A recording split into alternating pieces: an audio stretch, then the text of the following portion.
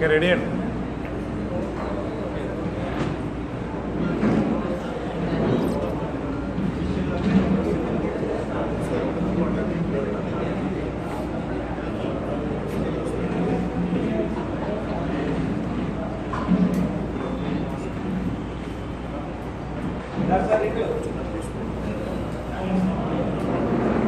ఇది CAG report అండి.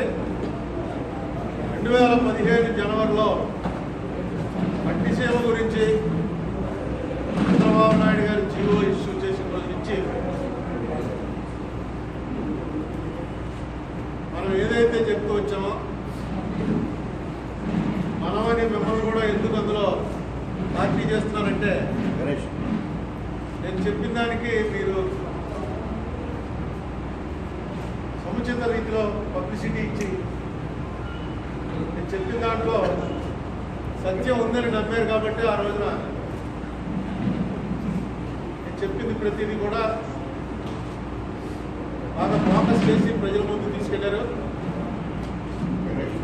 ఇప్పుడు దివాకర్ చెప్పినట్టు కాకేదో ఎవరో మీ బంధువులు ఉన్నట్టుగా రాశారంటే విన్నాను. ఇది అతను జోవియల్గా అన్నప్పటికీ మనం ఏదైతే చెప్తూ వచ్చామో ఇంకెంతో సహా యాజ్ ఇట్ ఈజ్గా కాదు,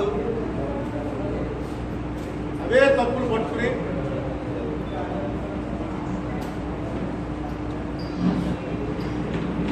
వాళ్ళ నివేదిక ఇచ్చారు. ఎందుకు కట్టారో ఆ ప్రాజెక్టు, దాని ఫలితం ఏమాత్రం సాధించలేదు. నెక్స్ట్ పట్టిసీమ కట్టడానికి ఎందుకంత బోనస్లు డివిడెండ్లు ఇవ్వాల్సి వచ్చింది. కొన్ని విచిత్రమైనవి ఏంటంటే, మనం ఏదైనా ఇంపోర్ట్ చేసుకుంటే అవి ఇరిగేషన్ సంబంధిత ప్రాజెక్టులకి ఏమైనా ఇంపోర్ట్ చేసుకుంటే వాటి మీద కస్టమ్స్ ఎక్సైజ్ తొలగిస్తూ కేంద్ర ప్రభుత్వం ఇచ్చిన మన రాష్ట్రంలో మాత్రం ఇంపోర్ట్ చేసుకున్న దాని మీద డ్యూటీలకి ఒక 23 కోట్లు ఇచ్చారు. వాళ్ళకి అట్లేదు, అది ఎగ్జామ్టెడ్ కేటగిరీలో. కాగ్ రిపోర్ట్ కనుక ఒక్కసారి చదివినట్టయితే మనకు అర్థమయ్యేది పట్టిసీమ గురించి. అంటే ఇది నేను సొంతంగా చెప్పడానికి నాకు అంత నాలెడ్జ్ లేదు. నాకు ఎవరెవరైతే ఆడిట్లో పరిచయం ఉన్నవాళ్ళు, గవర్నమెంట్ జీవోలు ఎలా ఇష్యూ చేస్తారు, కాన్స్టిట్యూషన్గా దేన్ని బేస్ చేసి ఇష్యూ చేస్తారు, ఇలాంటి వాటిలో నాకు కొంచెం అండర్స్టాండింగ్ కోచింగ్ ఇచ్చే మా దేశాయ్ గారు, వీళ్ళందరూ ఏ రోజుకి ఆ రోజు ఏం జరుగుతుందో గమనిస్తూ ఇలా ఇలా తప్పటడుగులు వేస్తున్నారని చెప్పడం వల్లే పట్టిసీమ మీద ఇదే హాల్లో ఇది 7వ ప్రెస్ మీట్. ఒకసారి ఈ హాల్ దొరక్క మన క్లబ్లో పెట్టాం, ప్రెస్ క్లబ్లో. మొత్తం దీని మీద ఈ ప్రెస్ మీట్తో కలిపి 8వ ప్రెస్ మీట్ పట్టిసీమ మీద పెడతాం. ఎందుకంటే జరిగేటువంటి ప్రతి అవకతవకల్ని ఎప్పటికప్పుడు బయట పెడుతూ వచ్చాం. ఈవేళ కాగ్ కూడా అదే కరెక్ట్గా చేసింది. పొద్దున్న నేను ఏదో టీవీ ఛానల్లో ఎవరో తెలుగుదేశం పార్టీ ప్రతినిధి గారు చెప్తుంటే విన్నాను. ఈ కాగ్ ఇంటే ఇది, వాళ్ళ పని ఆడిట్ చేయడం, ఆడిట్ చేస్తారు, వాటికి సమాధానాలు చెప్తాం మనం. దీన్ని ఏం పెద్ద సీరియస్గా తీసుకోవట్లేదు అని. 2Gలో కాగ్ రిపోర్ట్ వల్లే కాంగ్రెస్ ఓడిపోయింది. 2Gలో కాగ్ రిపోర్టు నోషనల్, యాక్చువల్స్ కాదు. ఇంత నష్టం వచ్చేటువంటి అవకాశం ఉంది. మీరు ఆక్షన్ కనుక పెట్టుంటే ఇన్ని కోట్ల లాభం వచ్చే అవకాశం ఉంది. ఆక్షన్ పెట్టకపోవడం వల్ల అంత నష్టపోయేటువంటి అవకాశం ఉంది. ఓన్లీ నోషనల్గా ఇచ్చిన దాని మీదే అంత గొడవ జరిగింది. ఇక్కడైతే వీళ్ళు కరెక్ట్గా 23,76,12,132 రూపాయలు అవుట్, 199 కోట్ల రూపాయలు అవుట్, మొత్తం 350 కోట్ల రూపాయలు ఒక్క పట్టిసీమలోనే ఎక్సెస్ ఎక్స్పెండిచర్. ఇది కాకుండా అసలు ఎందుకు పెట్టారో దాని పర్పస్ ఏమి సర్వ్ అవ్వలేదు.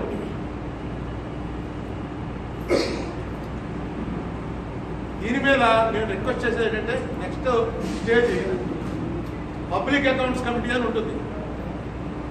దీని మీద పబ్లిక్ అకౌంట్స్ కమిటీ వాళ్ళు సంబంధిత అధికారులను పిలిచి రివ్యూ చేస్తారు. ఆ రివ్యూ చేసేటప్పుడు ఈ మధ్య కొత్తగా నాకు తెలిసిన విషయం ఏంటంటే డిసెంబర్ 21వ తారీఖున 2 చాలా ఇంపార్టెంట్ కమిటీలు ఉన్నాయి మనకి. ఒకటి ఎస్టిమేట్స్ కమిటీ, ఒకటి పబ్లిక్ అకౌంట్స్ కమిటీ. మనకున్నటువంటి కన్వెన్షన్ ప్రకారం estimate committee chairman ruling party అతనే ఉంటాడు. ఇప్పుడు ప్రస్తుతం ఎవరంటే చైర్మన్ మొన్నటిదాకా మాత్రం ఎంపీ చేశాడు సార్ వేణుగోపాల్ రెడ్డి గారు, మోదుగుల వేణుగోపాల్ రెడ్డి గారు estimate committee chairman. PSC chairman Nagendranath Reddy, Bukkala Rajendranath opposition ఇస్తారు. వీళ్ళిద్దరూ కూడా పోలవరం ఎస్టిమేట్స్ గురించి, ఇరిగేషన్ మీద పద్ధతుల గురించి ఇద్దరు 20వ తారీఖు డిసెంబర్ నాడు ఒక నోటీస్ ఇచ్చారు. 17 జనవరి నాడు మీటింగ్ పెడుతున్నాం, అధికారులందరూ రండి అని. పొద్దున్నేమో ఎస్టిమేట్ కమిటీ మీటింగు, మళ్ళీ ఖర్చులు బడ్జెట్లు అవి తగ్గించుకోవడం కోసం ఇలా అడ్జస్ట్ చేస్తుంటారు. మధ్యాహ్నం నుంచి పిఎస్సి మీటింగ్ పెట్టారు, పొద్దున్నేమో ఎస్టిమేట్ కమిటీ మీటింగ్ పెట్టారు. ఆఫీసర్లందరూ రావాలి కదా. పెడితే 17వ తారీఖు నాడు మొత్తం వీళ్ళందరూ ఎమ్మెల్యేలు, ఎమ్మెల్సీలు, మన రాజమండ్రి సోమవీర్రాజు గారు కూడా ఎస్టిమేట్ కమిటీలో మెంబర్. వీళ్ళందరూ వెళ్తున్నారని తెలిసింది నాకు. తెలిసి ఎస్టిమేట్ కమిటీలో పోలవరం ఎస్టిమేట్లు ఎందుకు పెంచేశారో వీళ్ళు అడుగుతారు, వాళ్ళు చెప్తారు. మనం ఎవరన్నా సోమవీర్రాజు గారిని అడిగి ఏం జరిగింది అసలు ఎందుకు పెంచేశారంటే ఈయన చెప్తాడనే ఉద్దేశంతో నేనుంటే 17వ తారీఖునే స్పీకర్ ఆఫీస్ నుంచి వాళ్ళతో నోటీస్ వచ్చింది. ఏమని? హైదరాబాద్లో ఏ మీటింగ్లో పెట్టద్దని స్పీకర్ గారు మీకు ఆదేశాలు ఇచ్చారు అని. 17వ తారీఖు ఎస్టిమేట్ కమిటీ మెంబర్లందరూ వెళ్ళారు, పిఎస్సి మెంబర్లందరూ వెళ్ళారు. మీటింగ్లో కూర్చున్నాక ఆఫీసర్లు ఎవరు లేడు. ఇదేంటంటే ఆఫీసర్లు ఎవరు లేరంటే ఆఫీసర్ని వెళ్ళొద్దని చెప్పి ఆదేశాలు వెళ్ళండి. 20వ తారీఖు డిసెంబర్ నాడు వాళ్ళు నోటీస్ ఇస్తే ఆఫీసర్లందరూ రావాల్సింది పోయి ఒక్క ఆఫీసర్ రాలా 2 మీటింగ్లకి. మెంబర్లు మాత్రం ఎమ్మెల్యేలు, ఎమ్మెల్సీలు వీళ్ళందరూ వెళ్ళి కూర్చున్నారు. కూర్చుంటే అప్పుడు ఇచ్చారు నోటీస్. ఏమని? స్పీకర్ గారు నోటీస్ ఇచ్చారంటే మీకు హైదరాబాద్లో ఏ కమిటీ మీటింగ్లు జరగడానికి లేదు, అమరావతిలో పెట్టుకోవాల్సిందే అని ఇచ్చారు అని స్పీకర్ గారు నోటీసు ఆ రోజు మీటింగ్కి వెళ్ళి కూర్చున్న వాళ్ళకి అందజేశారు. సరే, మీటింగ్లో కాసేపు బాధపడ్డారు. ఆ బాధపడ్డవన్నీ కూడా రికార్డ్ అయ్యాయి. కానీ నేను అనుకున్నాను ఒకవేళ స్పీకర్ గారు కమ్యూనికేషన్ డిలే అయి ఉంటుంది, కొంత లేట్ అవడం వల్ల వీళ్ళకి అందడంలో ఏ స్పీకర్ ఆఫీస్లో సెక్రటరీయో లేకపోతే తపాల్ బంటులతో ఎవరో లేట్ అయి ఉంటుంది అనుకున్నాను. కానీ ఇది ఈ 2 కమిటీలకే. ప్రివిలేజ్ కమిటీ మాత్రం దాని తర్వాత రోజాలు ఉంచాలా తీసేయాలా అని ప్రివిలేజ్ కమిటీ మాత్రం దాని తర్వాత అక్కడే మీట్ అవుతాం, హైదరాబాద్లోనే మీట్ అవుతాం. ఎస్టిమేట్ కమిటీ, పిఎస్సి కమిటీలు అంటే ఒక్కొక్క కమిటీలని కాన్స్టిట్యూషనల్గా ఆ కమిటీలకు ఉన్నటువంటి ఏవైతే బలం ఉందో వాటిని నిర్వీర్యం చేసుకుంటూ రావటం. ఎవడైనా ఆఫీసర్ని సంతకం పెట్టమంటే సార్ ఇంత దీని మీద సంతకం పెడితే నేను నా చేతులు కాలిపోతాయి సార్ అన్నాడు అనుకోండి, ఎవడా నీ చేతులు కాల్చేది?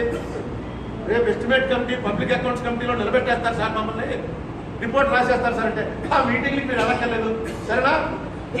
మళ్ళీ మీ పని మీరు చూసుకోండి, అసలు ఆ మీటింగ్లకే మీరు పోక్కర్లేదు. అలా నడుస్తోంది ప్రభుత్వం. నేను ఎప్పుడు వెళ్ళలేదు. వీళ్ళందరూ ఎమ్మెల్యేలను కమిటీ చైర్మన్లు వెళ్ళి కూర్చోవడం, నేను కూడా కమిటీ చైర్మన్ చేశాను. వీళ్ళందరూ వెళ్ళి కూర్చోవడం ఏంటి? ఆఫీసర్లు ఎవడో ఎందుకు రాలేదే అంటే అప్పుడు ఎవడో తీసుకొచ్చి ఇక్కడికి రావద్దన్నారంటే మిమ్మల్ని కూడా ఇక్కడ మీటింగ్ ఏంటన్నారండి. రేపు ఈ పట్టిసీమ ఇష్యూ వచ్చినప్పుడు కూడా అలా ఏదో డేట్ తేడానో లేకపోతే మీరు బట్టలు సరిగ్గా వేసుకురాలేదనో మైకులు పనిచేయట్లేదనో కమిటీ మీటింగ్ క్యాన్సిల్ చేసేయకుండా పట్టుబట్టి కమిటీ మీటింగ్ పెట్టించి ఈ పట్టిసీమ మీద ఎందుకు ఈ రకంగా కాదులో చెప్పినటువంటి తప్పులకి అధికారుల నుంచి సమాధానాలు రాబట్టవలసినటువంటి బాధ్యత పబ్లిక్ అకౌంట్స్ కమిటీ మీద ఉందని మీ మూలంగా వాళ్ళకి తెలియజేస్తున్నాం. ఇది చిన్న విషయం కాదు. ఎందుకంటే ఒక్క పట్టిసీమ అన్నదాన్నే పట్టుకుని చంద్రబాబు నాయుడు గారు ఎంత ప్రచారం చేస్తారంటే మొన్న 29వ తారీఖున పేపర్లో వచ్చింది, రైతులందరూ పాయసం తయారు చేసుకుని పట్టుకెళ్ళి ఇచ్చారు. ఏంటంటే మీరు పట్టిసీమ ద్వారా ఇచ్చిన గోదావరి నీళ్ళ వల్ల మా పంటలు పండి ఆ ధాన్యంలో దాన్ని బియ్యం చేసి ఆ బియ్యంతో పాయసం చేసాం, ఇదిగో మీకు పెట్టడానికి వచ్చామని రైతులు వచ్చారు. వస్తే ఈయనేమన్నాడంటే పట్టిసీమని విమర్శించే వాళ్ళకి తగిన బుద్ధి చెప్పండి. ఇక్కడ బుచ్చే చౌదరి గారేమో ఆ బ్యారేజ్ మీదకి వచ్చామంటే తల్లి తగలేస్తారని ఈయనేమో నాటు భాషలో ఈయన చెప్పాడు. సీఎం గారేమో బుద్ధి చెప్పాలట. ఇవి కాదు వాళ్ళకి చెప్పండి బుద్ధి. పట్టుకెళ్ళి కాగులు పట్టుకుని తనండి. ఏ డ్రైవర్ రాసేవారి ఏమో నిజమని అనుకున్నది చెప్తాం. నేను ముందు నుంచి చెప్తున్నాను, నా తప్పు అయితే మీరు నిజం చెప్పండి. నేను చెప్పేది అబద్ధం, నువ్వు నిజం చెప్పు. అరే నువ్వు నిజం చెప్పు, నన్ను తల్లి తాగేస్తారు, నీకేం తెలుసు? మీరిచ్చిన రికార్డులు పెట్టే కదా నేను ఏం మాట్లాడినా. నేను ఏ పార్టీలో లేను, నాకు ఏ పార్టీ వాళ్ళు మెటీరియల్ పంపించరు. గవర్నమెంట్ వెబ్సైట్లో ఏదైతే పెడుతున్నారో AP.government.gov.in అని ఏదైతే మీ వెబ్సైట్ ఉందో దాంట్లోకి వెళ్ళి ఇరిగేషన్ అని కొట్టి పట్టిసీమని కొట్టి ఎక్కడెక్కడ అన్ని ఏ రోజున ఏ వాటర్ తోడారు అంటే అన్ని క్లియర్గా పెడుతున్నారు. వాటిని బట్టే మేము మాట్లాడుతున్నాం. మీరు పట్టిసీమ నుంచి ఇక్కడి నుంచి తోడిన వాటర్ ఇంకొక 6 TMC కృష్ణ నీటితో కలిపి సముద్రంలో పోయింది. ఇది మీరు ఇచ్చిన లెక్క. ఇది అబద్ధమా? లేకపోతే చెప్పండి, మీరు పలానా రోజున కృష్ణలో ప్రవాహం లేని రోజున మేము పట్టిసీమ నుంచి గోదావరి నీళ్ళు తీసుకెళ్ళి ఇచ్చాం. చెప్పా డేట్ ఏదో ఉంది కదా, ఇక్కడ రికార్డ్ అయ్యి అన్ని మీ రికార్డులే కదా. ఈవేళ పట్టిసీమ ఇంత నిరర్థకమైనటువంటి ప్రాజెక్టు అని కాకువాడు కూడా చెప్పారు. కాబట్టి దీనికి సమాధానం చెప్పవలసినటువంటి బాధ్యత ఉంది. సమాధానం రాబట్టవలసినటువంటి బాధ్యత ప్రతిపక్షం లీడింగ్లో ఉన్నటువంటి PAC మీద ఉంది. ఇది చేసి యథార్థంగా ఏం జరిగిందన్నది ప్రజల ముందు పెట్టాలి. నేను ఎందుకు చెప్తున్నానంటే నాకు ఇందులో రాజకీయ బెనిఫిట్ అని కాదు. మొన్న చంద్రబాబు నాయుడు గారు చాలా గొప్ప మాట అన్నాడు. నాకేం ఇంట్రెస్ట్ లేదు, గాంధీ గారు అంబేద్కర్ ఆ పక్కనే నా ఫోటో కూడా ఉండాలి, వాళ్ళలాగే నేను కూడా శాశ్వతంగా గుర్తింపు పొందాలి అన్న మాట అన్నాడు. నిజంగా నేను దాన్ని ఇన్వైట్ చేస్తాను. ఎందుకంటే పొలిటీషియన్కి ఆశయం అన్నది నెక్స్ట్ ఎలక్షన్ ఎలా నెగ్గాలి అన్న ఆశయం కాకుండా నా కీర్తి కలకాలం ఎలా నిలిచిపోవాలి అనే ఆశయం ఉండడం అనేది దేశానికి రాష్ట్రానికి చాలా మంచిది. గాంధీ గారు ఏనాడు ఎలక్షన్ ఎలా నెగ్గాలన్న ఆలోచన చేయలే. అంబేద్కర్ గారు ఏనాడు అసలు ఎలక్షన్ నెగ్గలేదు. ఆ వేళ ఆయన బార్గెన్ చేస్తుంటే ఏ స్థానానికి వెళ్ళేవాడో ఎవరికి తెలియదు. తన సెల్ఫ్ ఇంట్రెస్టే కావాలనుకునే అంబేద్కర్ అనుకుంటే ఏ స్థానానికి ప్రెసిడెంట్ ఆఫ్ ఇండియా స్థానానికి వెళ్ళుండేవాడు ఆయన. కానీ ఆయనకు వచ్చింది ఒక సబ్జెక్ట్ మీద ఈ ప్రభుత్వం చేస్తున్న తప్పు అనుకున్నాడు. ప్రభుత్వం నుంచి రాజీనామా చేసి బయటకు వచ్చాడు. ఆయన కాంగ్రెస్ సభ్యుడు కాకపోయినా ఆయనకు ఉన్నటువంటి ఇంటలెక్చువల్ గ్రేట్నెస్ని, ఇంటిగ్రిటీని పరిగణలో తీసుకుని నెహ్రూ గారి క్యాబినెట్లో తీసుకున్నాడు. ఆయన క్యాబినెట్లో ఓ మాట వచ్చింది, తక్కువ రాజీనామా చేసి బయటకు వచ్చాడు ఆయన. అలాంటి వాళ్ళతో పోల్చుకున్నారు. కాబట్టి చంద్రబాబు నాయుడు గారిని అభినందిస్తూ కనీసం ఈ ఏప్రిల్ 1 ఈవేళ అనకూడదు ఈ మాట, ఎందుకంటే ఇది ఫులిష్గానే ఉంటుంది. కరప్షన్ హాలిడే ప్రకటించండి. రాబోయే 2 ఏళ్ళు ఆంధ్రప్రదేశ్ ప్రభుత్వం నో కరప్షన్. ఇప్పటిదాకా అన్ని ఏ పార్టీ కూడా డబ్బులు తీసుకోకుండా కలెక్షన్లు చేయకుండా ఏ పార్టీ నడవలేదు. ఇప్పటిదాకా జరిగిపోయింది ఏదో జరిగిపోయింది. ఈ వేళ నుంచి కరప్షన్ అన్నది లేదు అని హాలిడే ప్రకటించండి. బ్రహ్మాండంగా మీ కీర్తి మీ కొడుకు కూడా వస్తుంది. ఇప్పుడు రేపు మంత్రి చేయబోతున్నారు. మీరు ఏమీ చేయక్కర్లేదు, కరప్షన్ హాలిడే అని ప్రకటించండి చాలు. కరప్షన్ అనేది అయిపోతుంది. ఎందుకంటే ప్రారంభం మీ నుంచే. ఆయన ఒప్పుకున్నాడు, ఎవరికి ఇంట్రెస్ట్ ఉంటే వాడికి కాగితం పట్టుకొస్తాడు, దాని మీద సంతకం పెడుతుంటాను, దీంట్లో ప్రజలకి ఏమీ లేదు. ఇక్కడ నా పని ఎలా తయారైందంటే ఎలా వస్తుందో నా దగ్గర కంటే ఎవరిదో ఇంట్రెస్ట్ ఉంటేనే కాగితం నా దగ్గరికి వస్తుంది. డైరెక్ట్గా ఆయన ఒప్పుకున్నాడు. మీరు ఇలా చేస్తూ గాంధీ పక్కన అంబేద్కర్ పక్కన మీ ఫోటో ఎందుకు పెడతారు? ఇంకా ప్రమాదకరమైన వ్యక్తుల పక్కన ఫోటో పెట్టే ప్రమాదం ఉంది.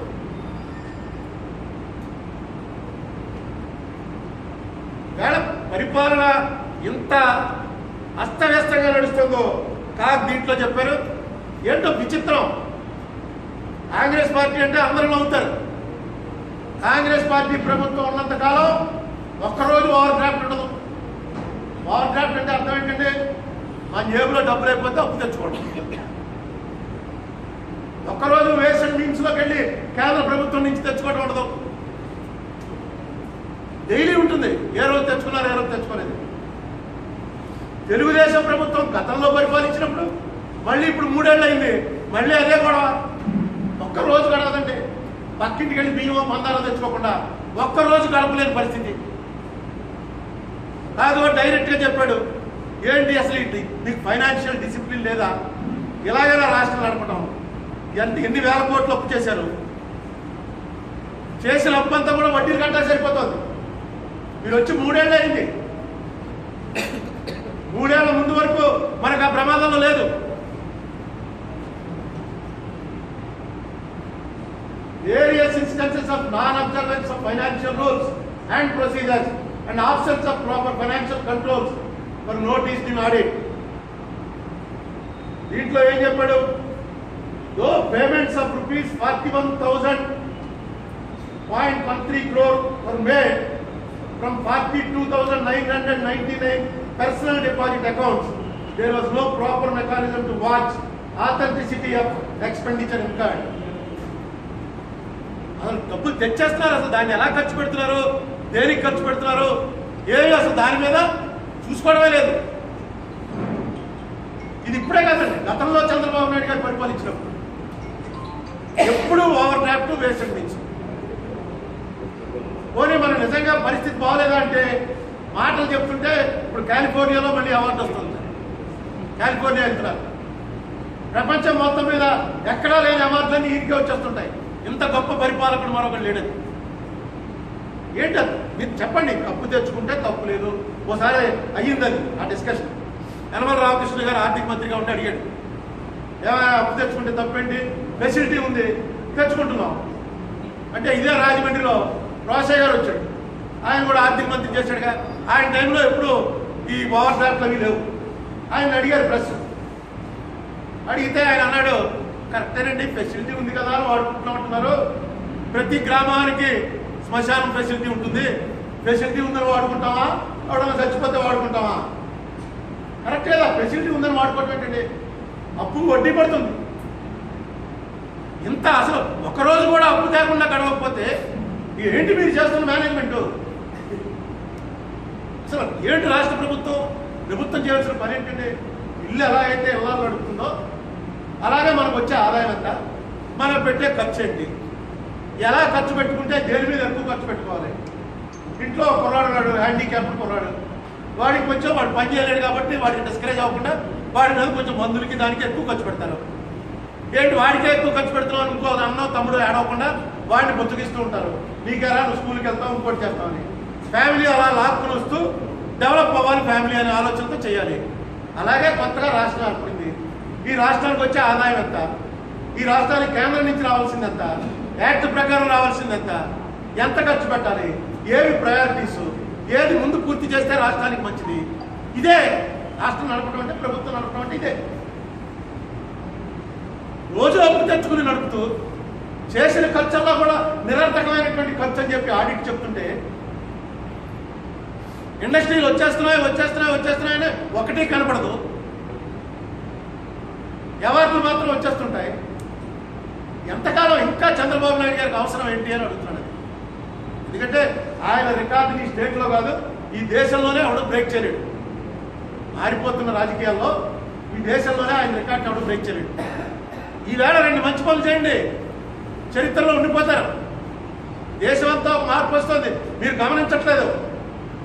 దేశమంతా మోడీ అన్న మనిషి మళ్ళీ ఉత్తరప్రదేశ్లో నెగ్గినా, మోడీ అనే మనిషి ఎన్ని ఘోరాలు చేసినా, ఎన్ని మర్డర్ల ఆరోపణలు ఉన్నాయి ఆయన మీద, మళ్ళీ జనం ఓటేయడానికి ప్రధానమైన కారణం ఏంటంటే ఇతను కరప్ట్ కాదు, జనం నమ్మారు. ఈవేళ యోగి ఆదిత్యనాథ్ అన్నవాడిని తీసుకొచ్చి ఎందుకు ఒక సన్యాసిని పెట్టాడంటే అతను కరప్ట్ కాదు. తీసుకెళ్లి గోవాలో మెజార్టీ లేకపోయినా తిరుగుబాటు రాకుండా ఆ పర్యాకరణ అన్నవాడిని తీసుకెళ్ళి ఎందుకు పెట్టాడు? అతను కరప్ట్ కాదు. మాటి మాటికి ఎలక్షన్ ఎలా నెగ్గేస్తున్నాడు నవీన్ పట్నాయక్. ఏముంది ఒరిస్సాలో అభివృద్ధి? ఏమీ లేదు, కానీ అతనే నెక్కుతున్నాడు. కారణం అతను కరప్ట్ కాదు. నితీష్ కుమార్ లల్లు యాదవ్లో ఇద్దరు కూడా బతికుండాలంటే ఎవరిని పెట్టాలరా? సీఎం లల్లు చెప్పిన వాడిని పెట్టాలా, నితీష్ కుమార్ని పెట్టాలంటే నితీష్ కుమార్నే పెట్టాలని ఫైనల్ గా సీట్లు ఎక్కువ లల్లుకి వచ్చాయి, నితీష్ కుమార్నే పెట్టారు. కారణం అతను కరప్ట్ కాదు. ఢిల్లీ కేజ్రీవాల్ అతనికి ఓటేసిన ఏకైక కారణం అతను కరప్ట్ కాదు. దేశంలో ఒక మార్పు వస్తుంది. ప్రజల్లో కరప్ట్ కానటువంటి మనుషులు అంటేనే ఒక గ్లామర్ వచ్చేటువంటి పరిస్థితి ఉంది. ఈవేళ మీరు ఎందుకు ఇంకా ఈ చిన్న చిన్న వాడిని సాటిస్ఫై చేయాలి, వీడిని సాటిస్ఫై చేయాలి, ఈ కాంట్రాక్ట్ వాడికి ఇవ్వాలి, వీడికి 100 కోట్లు ఎక్కువ ఇద్దాం, రేపు ఓటుకి 2000 ఇవ్వకపోతే ఎలాగా, ప్రజలకు ఎవరు ఓటు వేయరు. ఈ ఆలోచనలు పక్కన పెట్టండి. మీకున్నటువంటి ప్రచార సామగ్రికి, మీకున్నటువంటి మ్యానిపులేషన్ పవర్స్కి 2 years కరప్షన్ హాలిడే ఇవ్వండి. దేశంలోనే అగ్రగామిగా నిలబడేటువంటి పరిస్థితి వస్తుంది. ప్రజలు కూడా శభాష్ అంటారు. ఈ 2 ఏళ్ళలో ఎలక్షన్ లేవు. కడపలో సీటు ఎమ్మెల్సీ సీటుకి 100 కోట్లు ఖర్చు పెట్టాడని ఒకడంటే కాదు, 200 ఒకడనే పరిస్థితి వస్తే ఎక్కడి నుంచి వచ్చాయి డబ్బంతాను? ఇదో ఈ కాకు పట్టిన తప్పులు పట్టిన డబ్బే. ఎందుకు మీకు అవసరం ఏంటి? మీరు ఇంకా ఏం సాధించాలండి? ఈ ఆఖరి రోజుల్లో, ఆఖరి రోజులు అంటే ఈ గవర్నమెంట్ అయిపోవడానికి ఆఖరి రోజులు 2 ఏళ్ళు. ఈ 2 ఏళ్లలో చంద్రబాబు నాయుడు గారు ఆనెస్ట్ పొలిటీషియన్గా ఏదైతే ఆయన అసెంబ్లీలో ఈ మధ్య రోజు చెప్తున్నాడో, నీతి నీతి అని రోజు చెప్తున్నాడో, ఆ నీతి నిజంగా ఈయన చేసి చూపెట్టగలరా అనే పద్ధతిలో కనుక వెళ్ళినట్టయితే అందరూ ఓహో గ్రేట్, చంద్రబాబు నాయుడు అనేవాడు ఏమైనా సాధించగలరా అనేటువంటి పేరు తెచ్చుకోండి. ఆ పేరు తెచ్చుకోవడానికి ఎక్కడి నుంచైనా ఈ కాకు లాంటి వాళ్ళు ఏముంది, కాకు వచ్చి ఇంత డైరెక్ట్గా అకౌంట్ రాసేస్తే ఎంత బ్యాడ్ అండి. 2G మీద నేషనల్ ల్యాండ్కే అంత బ్యాడ్ అడ్రస్ లేకుండా పోయింది కాంగ్రెస్. మీరు ఇంత క్లియర్గా ప్రతిదీ, అసలు మీకు ఫైనాన్షియల్ డిసిప్లినే లేదు. ఏ ప్రాజెక్ట్ అయినా డబ్బుల కోసమే చేస్తున్నారు. ఆ రైతు రుణమాఫీ అన్నది ఉంటేనే, ఆ పెన్షన్లు ఇవ్వడం కూడా సరిగ్గా ఇవ్వట్లేదు. అన్నీ తప్పులే. దీనికి మేము సమాధానం చెప్పుకుంటామని అంటున్నారు. సమాధానం చెప్పుకుంటారు. చెప్పుకున్న సమాధానం అవసరమైతే అసెంబ్లీలో పాస్ చేయించుకుంటారు. తినేస్తే తినేస్తాం, తప్పేంటి? అసెంబ్లీలో చెప్పండి, ఇది తినేయడం తప్పు అనేవాళ్ళు ఎంతమంది చెప్పండి అంటే వీళ్ళు ఎలాగా అప్పుడు వాకౌట్ చేసి బయటికి పోయి ఉంటారు. అపోజిషన్ వాళ్ళందరూ ఏకగ్రంగా తినాలి తినాలి అని అంటారు. తినాలి అని చెప్తారు, మనం చేస్తాం. ఈ పరిస్థితిలో వచ్చి బయట పెట్టవలసిందిగా కోరుతున్నాడు. తర్వాత నిన్న మొన్న ఒక మంత్రి గారు చెప్పాడు, ఏమనంటే ఒక బ్రహ్మరహస్యం ఒకటి చెప్పాడు. Collective responsibility. మినిస్ట్రీ అంటే, క్యాబినెట్ అంటే కలెక్టివ్ రెస్పాన్సిబిలిటీ. ఏ మంత్రి తప్పు చేసినా అది ఇంకో మంత్రి మీద అందరూ కూడా క్యాబినెట్ అంతా బాధ్యులు అవుతారు. ఏదో అడిగారు చంద్రబాబు నాయుడు గారు, మీరు చూడటానికి ఎందుకు వెళ్ళలేదు చచ్చిపోతేనని జగన్మోహన్ రెడ్డి అడిగితే టక్కున మంత్రి గారు లేచి, ఏంటి ఆయన అంటే మేమంతా మాలో ఏ ఒక్కడు వెళ్ళినా క్యాబినెట్ వెళ్ళినట్టే, ఆ మాత్రం తెలియదా నీకు? క్యాబినెట్ అంటే కలెక్టివ్ రెస్పాన్సిబిలిటీ, జాయింట్ లయబిలిటీ, మేమందరం ఒకటే అని చెప్పాడు. నేను చాలా సంతోషించాను, ఎందుకంటే అది నిజం. కానీ అలా లేదు. ఇప్పుడు ఈయన రోజు లేచి ఏం తిరుగుతుంటాడు, రాజశేఖర రెడ్డి గవర్నమెంట్, కాంగ్రెస్ గవర్నమెంట్ తినేశారు, సర్వనాశనం చేశారు అని రోజు చంద్రబాబు నాయుడు గారు అంటూనే ఉంటాడు. రాజశేఖర రెడ్డి ఈయన చెప్పిన రూల్ ప్రకారం ఆ గవర్నమెంట్దే కలెక్టివ్ రెస్పాన్సిబిలిటీ అయితే నాకు వెంటనే గుర్తుకొచ్చే పేర్లు దివాకర్ రెడ్డి కానీ, గంటా కానీ, పితాని కానీ, వెంకటేష్ కానీ, తోట కానీ, శత్రుచర్ల కానీ, ఇంకా పేర్లు చాలా వస్తాయి. అప్పటికప్పుడు గుర్తొచ్చిన పేర్లు. వీళ్ళందరూ కూడా మీ వైపు ఉన్నారు. అంటే మంత్రులుగా పనిచేసిన వాళ్ళు మొత్తం ఈవేళ హౌస్లో ఉన్నవాళ్ళు, అక్కడ పార్లమెంట్లో కానీ, ఇక్కడ అసెంబ్లీలో కానీ కాకుండా లెక్కేసుకుంటే అందరూ టీడీపీలోనే ఉన్నారు. వైఎస్ఆర్సీపీలో ఆ చిత్తూరు ఆయన ఒకడు ఉన్నాడు, పిలేరు రామచంద్రారెడ్డి, మంత్రి చేసిన వాడు. ఇంకెవడో నాకు మంత్రి చేసిన వాడు శాసనసభలో నాకు ఎవడో కనపడాలి. మంత్రులు చేసిన వాళ్ళు అందరూ ఇళ్ళ పక్కనే ఉన్నారు. నువ్వు చెప్పిన కలెక్టివ్ రెస్పాన్సిబిలిటీ అయితే ముందు వీళ్ళని తీసుకెళ్ళి లోపలేయాలి. రాజశేఖర రెడ్డి చేసిన తప్పు అని నువ్వు ఖచ్చితంగా నమ్మినా, రోషాయి తప్పు చేసినా, కిరణ్ కుమార్ తప్పు చేసినా, మంత్రివర్గానికి ఉమ్మడి బాధ్యత అయితే నీ పక్కనే ఉన్నవాడిని ముందు అడుగు, బాబు అందులో నీకెంత అందిందని. ఏదో ఒక అసెంబ్లీలు కూడా ఒక ఓట్లకు వెళ్ళినప్పుడు రాజకీయ వేదికలో ఏం మాట్లాడతారో అదే మాట్లాడేటువంటి పరిస్థితిలో ఉంటే ఎందుకు అనవసరం? దానికన్నా పొద్దున్నే డిబేట్లో కాస్త పాయింట్ రెడీ అయ్యి వస్తున్నారు. చిన్న వాళ్ళు రేపు అసెంబ్లీలోకి వెళ్దామని ఇళ్ళకి అది మర్చిపోతారు. చిన్న వాళ్ళు తయారయ్యి ప్రిపేర్ అయ్యి వచ్చి బాగా మాట్లాడుతున్నారేమో అనిపిస్తుంది. అసెంబ్లీలో జరుగుతున్నది చూస్తే ఏదో అంతా మోనోలా ఏకపాత్రాభినయం. ఇక ముందైనా ఈ కాగ్ అనేది ఒక కాన్స్టిట్యూషనల్ బాడీ కాబట్టి ఈ కాగ్ నివేదిక మీద ముఖ్యమంత్రి గారు ఇతర మంత్రులు ఎలాగ దీని గురించి చర్చించి రిప్లైస్ తయారు చేసి పంపిస్తారు ఆఫీసర్కి. అప్పుడే చేసిన తప్పులు కూడా ఒక్కసారి పునశ్చరణ చేసుకుని మళ్ళీ రిపీట్ అవ్వకుండా ఉండేలా చేసి, నేను అడిగింది కొంచెం పోనీ ఓ 20% ట్యాక్స్ హాలిడే ఉంది, కరప్షన్ హాలిడే 20% ఇవ్వండి. ఆ హాలిడే ఇచ్చినట్టయితే ఎందుకంటే ట్యాక్స్ లాగా అయిపోయింది కరప్షన్ కూడా, ఖచ్చితంగా కట్టి తేలవలసిందే అన్న పద్ధతిలోకి వచ్చింది.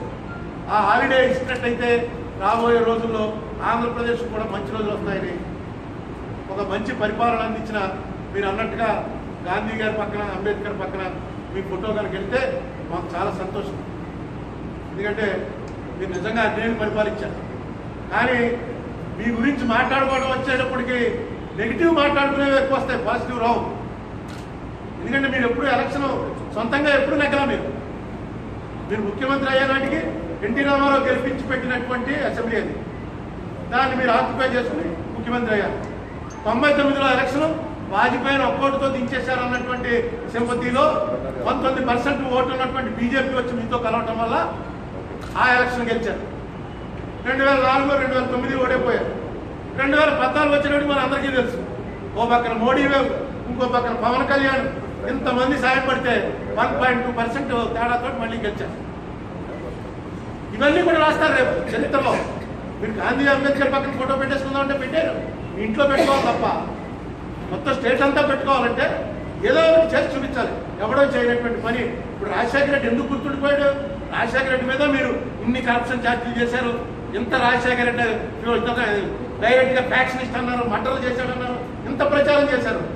చేసిన రాజశేఖర రెడ్డి కొడుక్కి అన్ని ఓట్లు ఎందుకు వచ్చాయి? ఒక్కడికిను చేశాడు కార్యక్రమాలు. 108 పెట్టాడు, ఫీజు రియంబర్స్మెంట్ పెట్టాడు, ఇందిరమ్మ పెట్టాడు, ఆరోగ్యశ్రీ పెట్టాడు, ఛాలెంజ్ చేశాడు. ప్రెస్ మీట్లో నేను పక్కన ఉన్నాను ఢిల్లీలో, ప్రెస్నే అడిగాడు, మీలో నా ప్రభుత్వం వచ్చిన తర్వాత ₹1 బెనిఫిట్ నేను పొందలేదు స్టేట్ ప్రభుత్వం నుంచి అన్నవాడు ఎవడంటే చెప్పండి.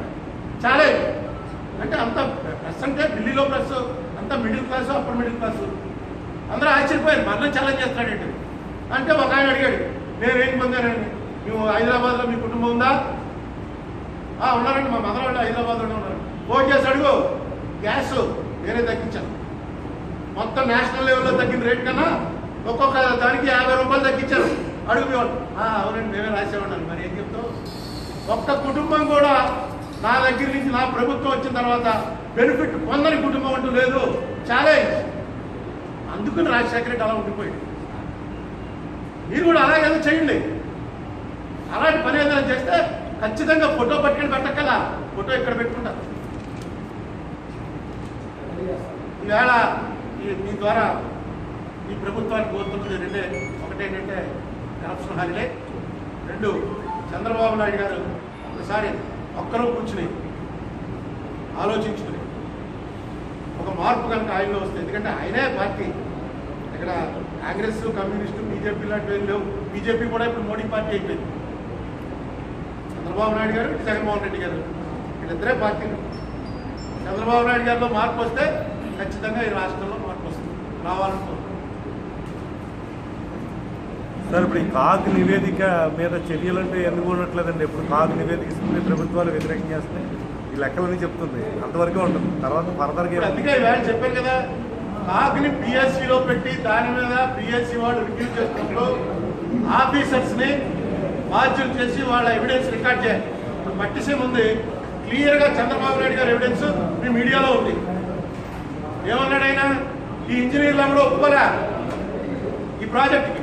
నేను మీకేం తెలుసు, నేను చెప్తున్నాను అని చెప్పి ఆయన అంటే, ఇక్కడ చీఫ్ ఇంజనీర్ వెంకటేశ్వరరావు ఆయన స్పీచ్ ఇస్తూ మేము ఇలా ఇది అవుతుందని అనుకోలేదు, ఇది నిజమే.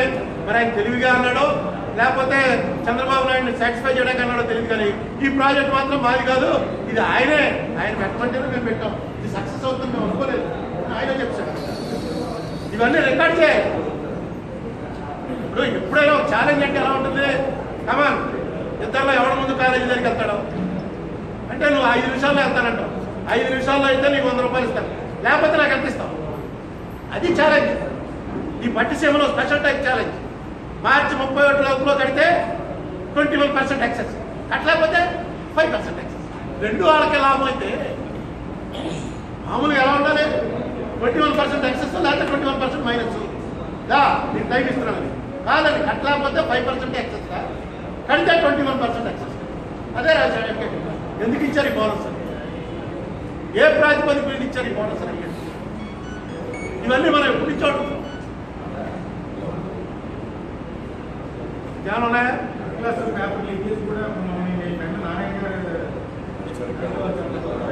ఈ పేపర్ లీకేజ్ గురించి ఒక రహస్యం చెప్తానండి. ఇంతకుముందు చంద్రబాబు నాయుడు గారి ప్రభుత్వం ఉండగానే ఇక్కడ ఉన్న వాళ్ళందరికీ, రాజమండ్రి వెటరన్ పాత్రికేయులందరికీ తెలుసు, ఇలాగే పేపర్ లీకేజ్ అని పెద్ద గొడవ జరిగింది. ఒక అతన్ని తీసుకెళ్ళి, ఒక స్కూల్ ఆయన్ని తీసుకెళ్ళి అరెస్ట్ చేసి జైల్లో పెట్టారు, బెయిల్ కూడా. ఇంకో స్కూల్ ఆయన మీద కూడా ఆరోపణలు వస్తే ఆయన ప్రభుత్వంలో ఉన్న పలుకుబడిని ఉపయోగించుకుని అరెస్ట్ అవ్వకుండా బయటపడ్డాడు. ఎవరైతే బయటపడ్డాడో ఆయన స్కూల్ మూసుకుని వెళ్ళిపోయాడు, ఎక్కడ పోయాడో కూడా తెలియదు. ఎవడైతే జైలుకి వెళ్ళిపోయాడో ఈవేళ ఆయన ఆంధ్రప్రదేశ్లోనే టాప్ ఎడ్యుకేషన్ ఇన్స్టిట్యూట్. ఆంధ్రప్రదేశ్లో ఆయన ఎక్కడ స్కూల్ పెట్టినా సరే సీట్లకు వచ్చి క్యూలో నిలబడతారు. రేపు నారాయణలో, రేపు జూలైలో సీట్లు దొరకవు. ఇదంతా ఆయనకి పబ్లిసిటీ. నారాయణ ఇన్ని ర్యాంకులు అన్ని ర్యాంకులు ఏమి చూపించక్కల, అందరూ చూశారు. నారాయణలో మనాడు జాయిన్ అయితే మన పిల్లాడు పేపర్ లీక్ తెస్తారు, అంటే పేపర్ ఆడే రాసి పెడతారు, గ్యారంటీగా 10 మార్క్ వస్తుంది. చూసాం కదా అసెంబ్లీలో. పెద్ద నారాయణ గారికి ఇది పెద్ద పబ్లిసిటీ ఈ పేపర్ లీక్ అని. ఆయన మంత్రి అయ్యాడు కాబట్టి కొంచెం దాని గురించి బాధపడాలి, అందుకే ఆయన ఫేస్లో ఏమి చలనం లేదు. నిన్న అసెంబ్లీలో చాలా హ్యాపీగా మాట్లాడాడు, ఎందుకంటే దానివల్ల ఆయనకి నష్టమే లేదు. వాళ్ళ స్కూల్లో పేపర్ లీక్ అయిందంటే వాళ్ళకి చాలా లాభం. ఆ స్కూల్లో సీటే దొరకదు, ఆయన మగాడరాం వచ్చి అని టైప్లో ఫ్రీ. అందుకని ఈ ప్రచారం చేస్తున్నప్పుడు జాగ్రత్తగా ఆలోచించి చేయాలి. నెగిటివ్ అనుకున్న ప్రచారం కూడా పాజిటివ్ అయిపోయేటువంటి వాళ్ళ వ్యాపారానికి పాజిటివ్ అయిపోతుంది. ఇక్కడ పబ్లిక్ థింకింగ్ అలా ఉంది.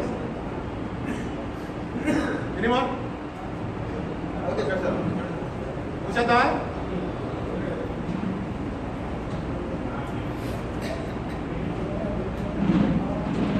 అదోటి ఆయన యథాలాపంగా మాట తేడా వచ్చన్న మనసులో మాట్లాడి బయటకు వచ్చింది చంద్రబాబు నాయుడు అనుకోండి.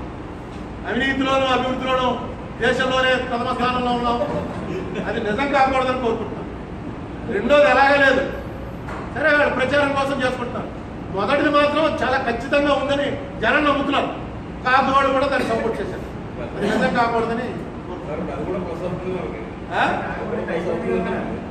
డిఫరెంట్గా ఎందుకంటే ఇప్పుడు ఏమన్నా చంద్రబాబు నాయుడు అని ఎవరన్నా డబ్బులు చంద్రబాబు నాయుడు సొంతం కోసం తీసుకుంటాడని నేను అనుకోను. ఆ లెవెల్కి వచ్చిన వాళ్ళు చేసే రూపాయి కలెక్షన్ మొత్తం రేపు ఎలక్షన్లో మళ్ళీ ఖర్చు పెట్టడానికే. నెక్స్ట్ కాపాడుకుంటూ ఉండాలి. జగన్మోహన్ రెడ్డి ఉన్నాడు, పక్కన ఒక్కడొక్కడు పోతున్నారు, పోతుంటే చూస్తూ ఊరుకుంటున్నాడు, ఏం చేయలేని పరిస్థితి. రేపు 2018 అయిన తర్వాత జగన్ గెలిచేలా కనిపించాడు అనుకోండి, మొత్తం అందరూ లోకేష్ కూడా మిగులుతాడా లేదా అన్న పరిస్థితి వచ్చేస్తుంది. నేను నిజంగా చెప్తున్నాను. వేళ ములాయం సింగ్ కొడుకు పోలేదు, తండ్రితో గొడవ పెట్టుకుంటే అడ్వాంటేజ్ అనుకున్నట్టు గొడవ పెట్టుకున్నట్టు. ఈ పరిస్థితులు ఎలా మారుతాయంటే, అందుకనే వీళ్ళు అలా పక్కన తింటున్నవాడిని ఏమనకూడదు అంటే వీడు పోతాడేమో, చిన్నవాడు ఎవడో ఉంటాడు, ఆడ ఎలక్షన్ నెగ్గాలి, రేపు వాడికి డబ్బులు ఇవ్వాలి మనం. ఇదే ఆలోచన. ఎంతసేపు పార్టీలో ఉన్నవాడిని ఎలా కాపాడుకోవాలి, మళ్ళీ ఎలక్షన్ ఎలా నెగ్గాలి, ఈ ఆలోచనలో జనం సంగతి మర్చిపోతారు. ఒక్కసారి అప్పుడప్పుడు జనం సంగతి కూడా ఆలోచించండి. నెక్స్ట్ చాలా పెద్ద సంకల్పం చేశాడు ఆయన. అసెంబ్లీలో అందరూ చూస్తుండగా చెప్పాడు, అడుగో గాంధీ, అంబేద్కర్ వాళ్ళ పక్కన నా ఫోటో కావాలన్నాడు. ఇది నేను చిన్న విషయంగా ట్రీట్ చేయట్లేదు. అటువంటి ఆలోచన రావటమే చంద్రబాబు నాయుడు గారికి చాలా గ్రేట్. వెంటనే ప్రకటించండి. ఇదేమి మీరు పత్రికాముఖంగా ప్రకటించగలరు. మొత్తం అసెంబ్లీ మీ పార్టీ మీటింగ్ పెట్టి చెప్పండి, రాబోయే 2 ఏళ్ళు కరప్షన్ హాలిడే, ఎవడన్నా రూపాయి తీసుకున్నట్టు తెలిసిందా పోతారు జైల్లో, నేనే పంపించేస్తాను జాగ్రత్త అని ఒక్క మాట చెప్పానండి. ఎంత పెను మార్పులు వస్తాయి.